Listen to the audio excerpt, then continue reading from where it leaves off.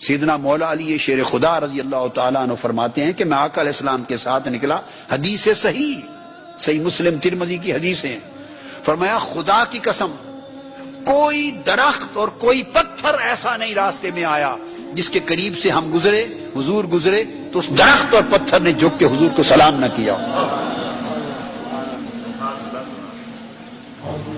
جس درخت کے پاس سے گزرے اس کی ٹہنیاں جھک گئیں اور کہتی ہیں السلام علیکہ یا رسول اللہ۔ جس پتھر کے قریب سے گزرتے وہ پتھر اپنی زبان حال سے کہتا السلام علیکہ یا رسول اللہ۔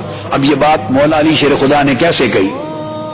تو پتھر اور پہاڑوں کا سلام پڑھنا سنا تو کہا، اگر آواز نہ سنی ہوتی تو کیا پتا آپ اور ہم گزر رہے ہوں تو ہم آواز سن، ہمیں پتا چلے گا پتھر کیا کہہ رہے ہیں۔ اللہ کی تسبیح کرتے ہیں ہم سنتے ہیں، اس لیے ہم کہہ نہیں سکتے، مگر پتھر بول کے کہتا تھا آقا علیہ السلام کی بارگاہ میں سلام۔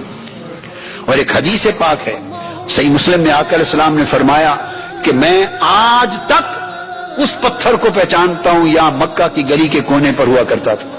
آقا نے فرمایا میں اس پتھر کو آج بھی پہچانتا ہوں، ابھی میں نے اعلان نبوت بھی نہیں کیا تھا، ابھی غار حرا میں جبرائیل امین بھی اقرا بسم ربک الذی خلق کی آیتیں لے کے نہیں اترے تھے، بعثت اور اعلان نبوت نہیں کیا تھا، اس سے بھی پہلے وہ پتھر مجھے پہچانتا تھا۔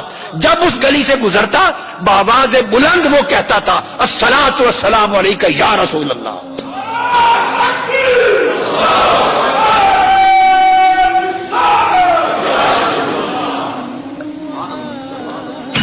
وہ پتھر 1500 سال تک شہر مکہ میں وہ موجود رہا۔ میں نے بھی اس پتھر کی زیارت کی ہوئی ہے۔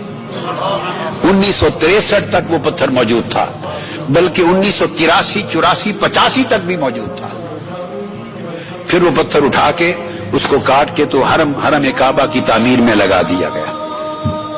جیسے پورے شہر میں بہت سی عمارات گری اور توسیع ہوئی حرم کعبہ کی، تو اس میں پتھر بھی لگ گیا۔